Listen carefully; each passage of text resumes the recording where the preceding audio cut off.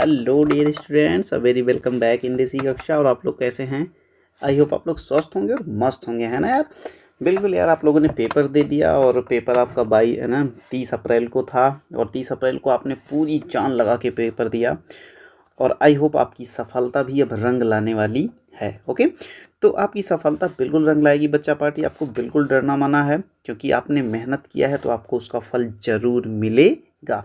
हाँ, पेपर के बारे में हम लोग बात कर रहे हैं। सारे चैनल वाले अलग अलग बातें कर रहे हैं। कुछ लोग कह रहे हैं कि पेपर बहुत टफ था, कुछ लोग कह रहे हैं पेपर बहुत सिंपल था।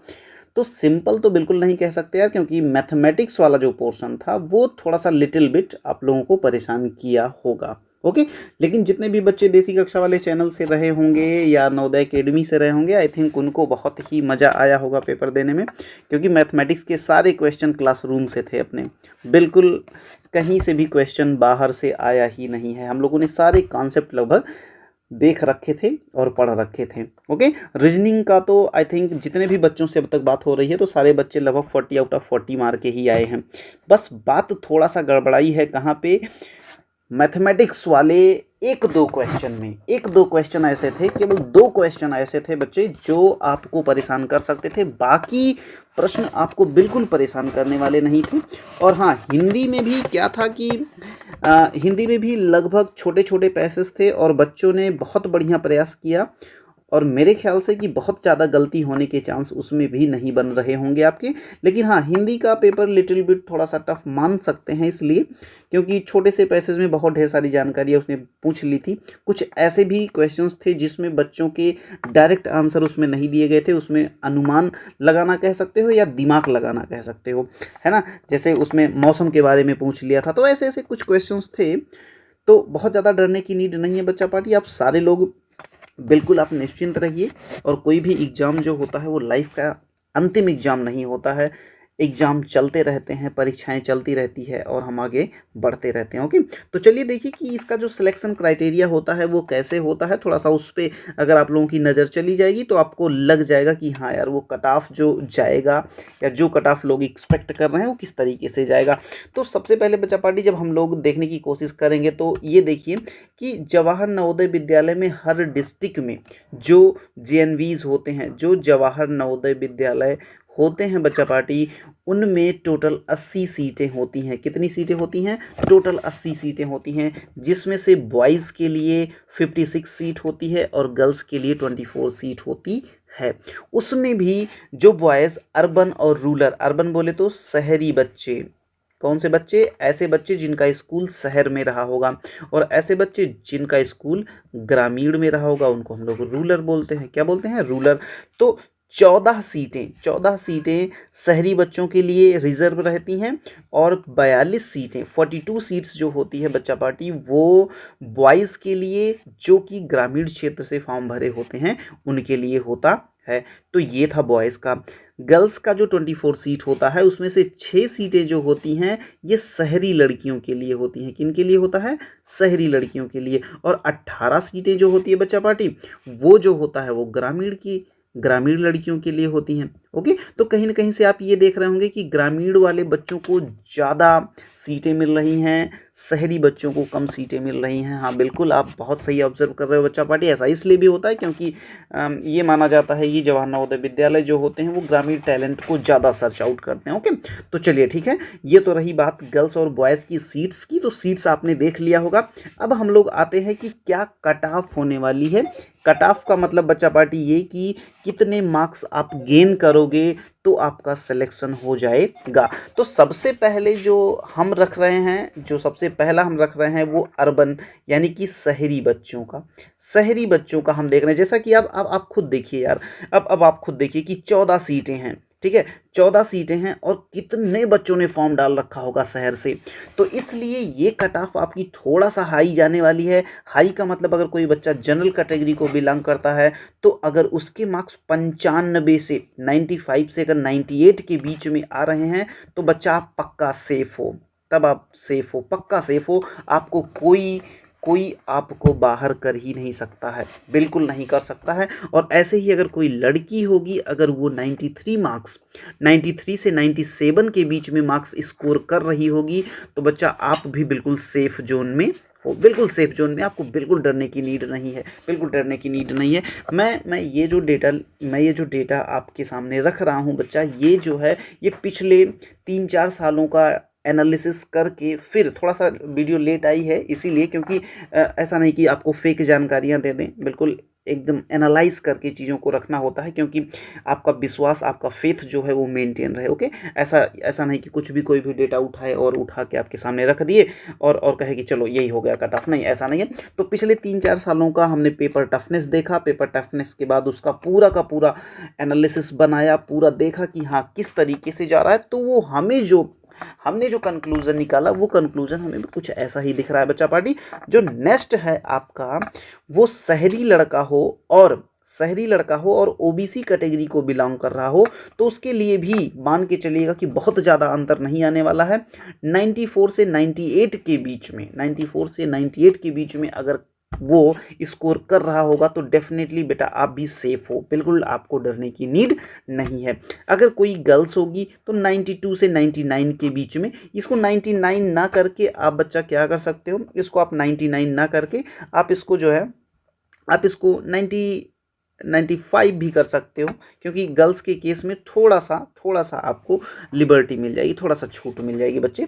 तो चलो आ जाओ, अब हम आते हैं एससी कैटेगरी की बात करते हैं। एससी कैटेगरी में बच्चा अगर आप 85 से अगर 94 के बीच में हो, देन यू आर सेफ। ये 85 का जो है ये 83 82 भी हो सकता है।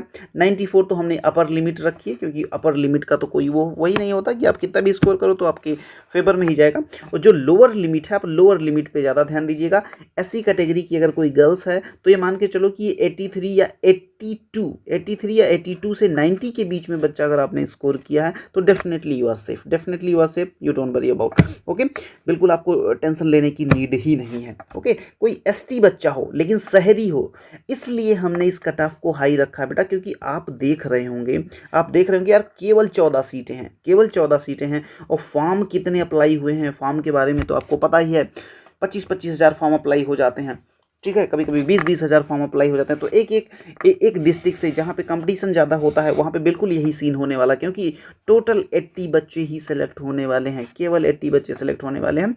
और एसटी में अगर कोई गर्ल्स है तो डेफिनेटली आप बेटा अगर 75 से 83 के बीच में अगर आप एग्जिस्ट कर रहे हो तो बिल्कुल आप सेफ जोन में हो, कोई दिक्कत की बात नहीं है।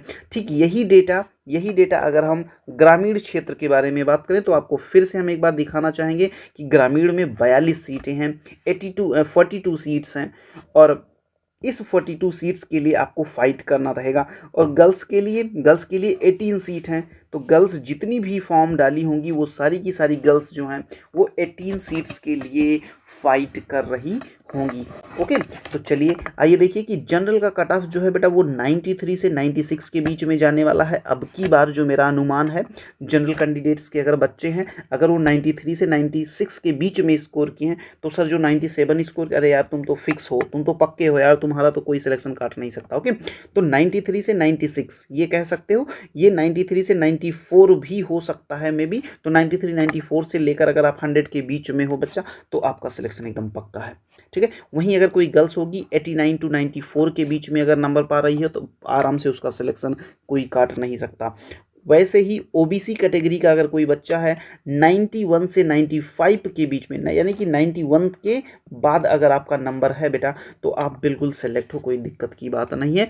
वैसे ही 95 और 92 के बीच में अगर कोई लड़की, 85 से 92 के बीच में अगर कोई लड़की है, अगर वो स्कोर कर रही तो पक्का उसका सिलेक्शन होना ही होना है। एससी कैटेगरी का कोई बच्चा होगा अगर वो 78 जो है, हाँ ठीक है, कोई दिक्कत नहीं है, ये 76 या 75 से भी आप कर सकते हो, या 75 से लगभग 85 के बीच में अगर आपका स्कोर है बच्चा, then you are safe, you don't worry about. Okay, आपको टेंशन लेने की नीड नहीं है। वहीं अगर कोई लड़की होगी अगर वो 72 से 82 के बीच में स्कोर कर रही होगी तो definitely C is safe. Okay, चलो आ जाओ। नेक्स्ट जो है वो एसटी कैटेगरी का है। एसटी कैटेगरी का मैंने थोड़ा सा ना उठा के लिखा ही है, इसलिए लिखा है क्योंकि सीट्स आपके पास बड़ी लिमिटेड हैं, सीट्स आपके पास बड़ी लिमिटेड हैं। इसीलिए आपका अगर स्कोर 70 से 80 के बीच में आता है और अगर कोई लड़की है जिसका स्कोर 65 से 78 के बीच में आता है तो डेफिनेटली आप दोनों लोग सेफ होगे, बिल्कुल सेफ होगे। और एक बात और हम आपको बता दें बेटा, बिल्कुल आपको डरने की नीड नहीं है। डरना इसलिए भी नहीं है क्योंकि ये जो पहली बार में रिजल्ट आएगा ये आपका आएगा मेन लिस्ट निकलेगी। मेन लिस्ट में क्या होता है, कुछ बच्चे क्या होता है कि 6-7 के भी होते हैं, 8th क्लास के भी होते हैं, वो भी फॉर्म अप्लाई कर देते हैं, लेकिन वहाँ पे जब सिलेक्शन होने लगता है तो कुछ डॉक्यूमेंट वेरिफिकेशन वगैरह में उनको बाहर निकाल दिया जाता है। बाहर निकालने का मतलब ये होता है कि अगर उनके डॉक्यूमेंट्स अप्रोप्रिएट नहीं है, उनके पास पूरे डेटा नहीं है, तो आपको बाहर निकाल दिया जाता है।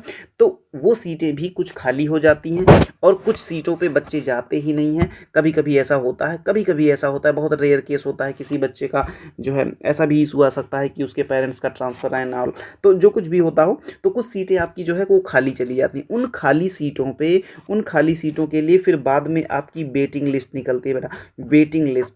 तो वेटिंग लिस्ट में भी बच्चों के नाम आते हैं। इसलिए अगर आपके स्कोर अगर इस रेंज में, जो रेंज हमने आपको बताई है, अगर इस रेंज के बीच में आपका स्कोर नहीं आ रहा है तो आप बिल्कुल घबराइएगा नहीं कि भैया मेरा तो सिलेक्शन रुक गया। सिलेक्शन अभी रुका नहीं है, जब तक कि सेकंड लिस्ट यानी कि वेटिंग लिस्ट, जब तक कि वेटिंग लिस्ट आ नहीं जाती आपको बिल्कुल नहीं। और ऐसा है कि आपको डरना भी नहीं है, ठीक है, क्योंकि कोई भी एग्ज़ाम जो होता है डियर, वो ज़िंदगी का लास्ट एग्ज़ाम नहीं होता है। लाइफ में एग्ज़ाम्स हमेशा चलते रहते हैं, आपके पास एक से एक बढ़ के समस्याएं आती रहेंगी, आपको उनसे हमेशा लड़ना रहेगा। ओके, तो बिल्कुल आप रेडी रहिए। और हम तो ये अभी एक वीडियो हम इस पर भी बनाने वाले हैं कि अगर कोई बच्चा नवोदय विद्यालय की तैयारी किया है तो अल्टीमेटली जाने अनजाने में वो कितनी बड़ी तैयारी करके वो बैठा है, कितनी बड़ी चीज़ों को वो अचीव कर रखा है, वो चीज़ें मैं आपको बताने वाला हूँ। क्योंकि मैं तो यार पढ़ा रहा हूँ ना बच्चों को, तो मैं देख रहा हूँ कि वो बच्चे जो नवोदय का फॉर्म अप्लाई करते हैं उनकी मैथमेटिक्स गजब लेवल की हो जाती है, उनकी हिंदी, उनकी रीजनिंग पावर बड़ी गजब लेवल की हो जाती है। तो जितने भी गार्जियन ये वीडियोस देख रहे हैं तो वो बिल्कुल निराश ना हो कि आपके बच्चे का अगर सिलेक्शन नहीं होता है तो यार वो कोई बड़ी बात नहीं है। ओके, लेकिन आपके बच्चों में जो एप्टीट्यूड पावर आ गई, जो रीजनिंग पावर आ गई, जो मैथमेटिकल चीज़ों को सॉल्व करने की अप्रोच आ गई, वो अप्रोच एक नॉर्मल बच्चे में नहीं होती है। मैं बताऊँ आपको, मतलब एक छोटी सी बात के माध्यम से मैं ये बात बताऊँ कि बच्चे कितने टैलेंटेड हो जाते हैं। मैं मॉर्निंग में क्या है कि मेरे यहाँ मॉर्निंग में पॉलीटेक्निक के भी क्लासेस चल रही हैं, उसमें हमारा नवोदय का बच्चा जब बैठता है तो पॉलीटेक्निक लेवल की मैथमेटिक्स, वो 5th-6th क्लास का बच्चा, 5th क्लास से जो 6th क्लास में बच्चा जा रहा है भाई, वो बच्चा बहुत ही आसानी से उन क्वेश्चंस को कर लेता है। पॉलीटेक्निक वाले बच्चे जो है उनके मुंह देखते रहते हैं। तो बिल्कुल आप बच्चा बिल्कुल टेंशन नहीं लेना है। अगर आपने तैयारी की है, दिल लगा के, जान लगा के बिल्कुल तैयारी की है, तो आपको टेंशन नहीं लेना। लाइफ में वो सारी चीज़ें बहुत काम आती हैं, आपके बहुत भयंकर तरीके से काम आती हैं। और यार अभी तो आप 6th क्लास में, आपको अगर अभी से इतना प्रेशर हैंडल करने की पावर आ गई तो लाइफ में आप गजब का करोगे, मतलब गजब का करोगे। ओके, तो ठीक है बच्चा पार्टी, अब जहाँ कहीं भी है बिल्कुल स्वस्थ रहिए, मस्त रहिए, व्यस्त रहिए और बिल्कुल लगे रहिए। ऐसा नहीं है यार कि अब ये एग्जाम खत्म हुआ तो बस मस्ती मारने, एकदम तफरी मचाने में लग गए, बिल्कुल नहीं। बिल्कुल अभी आपको रुकना नहीं है। अभी आपके पास इसके बाद CHS का फॉर्म आया हुआ है, आपके पास मिलिट्री स्कूल का फॉर्म आया हुआ है। आप उन सारे फॉर्म्स को अप्लाई करिए और उन सारे फॉर्म्स में बैठिए और अपने पोटेंशियल को चेक करिए। ओके, क्योंकि आप कर सकते हो यार। अगर आप नवोदय की परीक्षा में बढ़िया परफॉर्म कर सकते हो तो आप किसी भी पेपर में बहुत ही बेहतरीन परफॉर्म कर सकते हो। ओके बच्चा पार्टी, तो चलो ठीक है बच्चा पार्टी, आप जहाँ कहीं भी बिल्कुल स्वस्थ रहिए, मस्त रहिए, व्यस्त रहिए और लगे रहिए। Okay, bye bye, love you all.